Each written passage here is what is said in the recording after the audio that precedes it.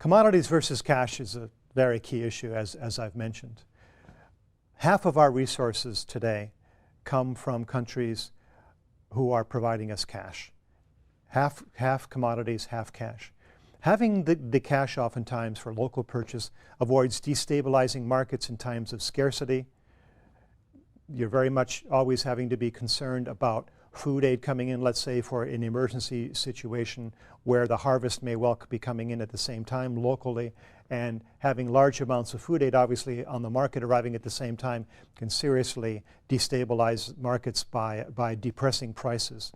Oftentimes it makes us as well able to move quickly. It arrives faster if we can buy locally or within the region, or even pre-position food in areas where the procurement can be slow. And it can be very cost effective compared with bringing in food from the North American markets or Australia, where you have very expensive transport to pay as well as the time element.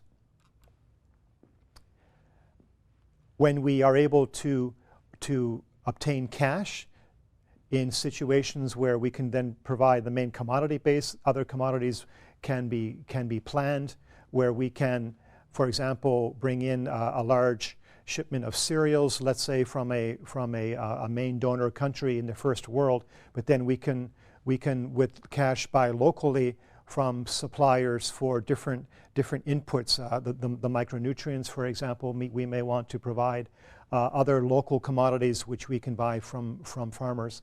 And this accommodates a number of emerging donors who would also like to assist us, maybe not just in their country, but also in neighboring countries.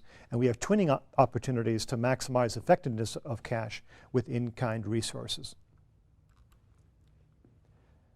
So having the cash can enable us to procure closer to beneficiaries. That will reduce shipping and transport times.